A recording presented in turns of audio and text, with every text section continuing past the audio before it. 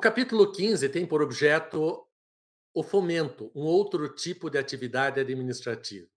Fomento pode ser considerado uma atividade administrativa de intervenção no domínio econômico orientada a incentivar, positiva ou negativamente, condutas dos sujeitos privados mediante a outorga de benefícios diferenciados ou de cargas mais onerosas, inclusive mediante a aplicação de recursos financeiros, visando promover o desenvolvimento econômico e social. A ideia de fomento se relaciona com o reconhecimento da inviabilidade de o Estado, por si só, atender a todas as necessidades, especialmente no tocante ao desenvolvimento econômico e ao desenvolvimento social. Ao invés de o Estado atuar de modo direto e isolado, o Estado verifica a viabilidade de fornecer incentivos a que os particulares desempenhem atividades cujos efeitos sejam econômica e socialmente desejáveis. Isso tem a ver, com um certo ângulo, com uma concepção desenvolvida por Norberto Bobbio, atinente à função promocional do direito. A função promocional do direito, tal como concebida por Norberto Bobbio, se relaciona com o reconhecimento de que o Estado, por meio do direito, não atinge as suas finalidades se ele se restringir a uma concepção repressiva. A mera punição, embora seja indispensável, a mera punição não é uma solução satisfatória para induzir condutas socialmente desejáveis.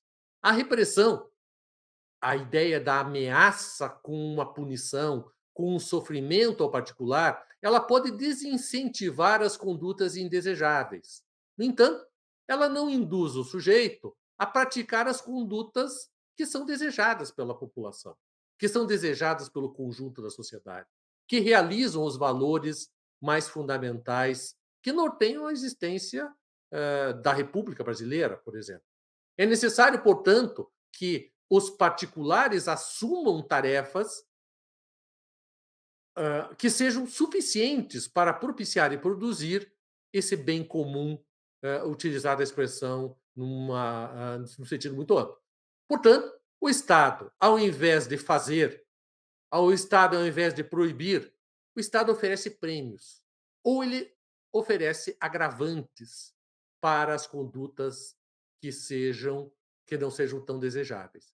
Essa influência sobre a formação da vontade dos particulares vai adquirindo um conjunto de instrumentos, um conjunto amplo e sistêmico de instrumentos, de tal modo que é possível reconhecer uma função administrativa de fomento que é específica. Assim, inúmeras leis em vários municípios prevêem a redução da carga tributária, prevêem a doação de áreas imóveis, prevêem a cessão temporária de servidores, de agentes públicos, para os particulares que se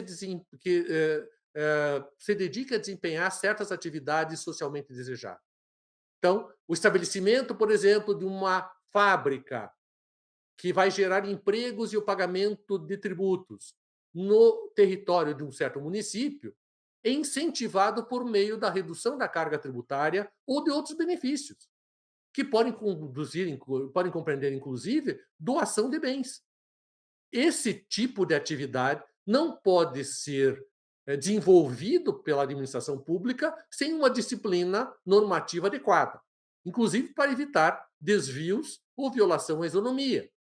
Vão surgir, inclusive, nesse âmbito, normas que prevêem contratos de fomento, em que a prestação do particular não consiste em realizar nem um serviço público, nem promover a transferência de bens ou serviços a favor da administração pública.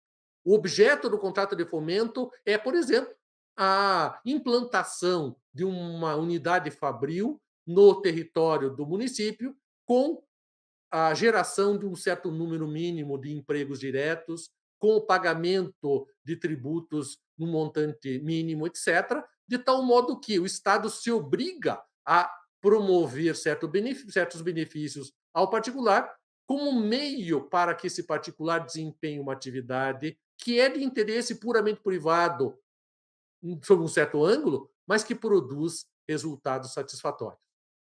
Esse conjunto de normas disciplina um outro tipo de atividade estatal, que é o fomento.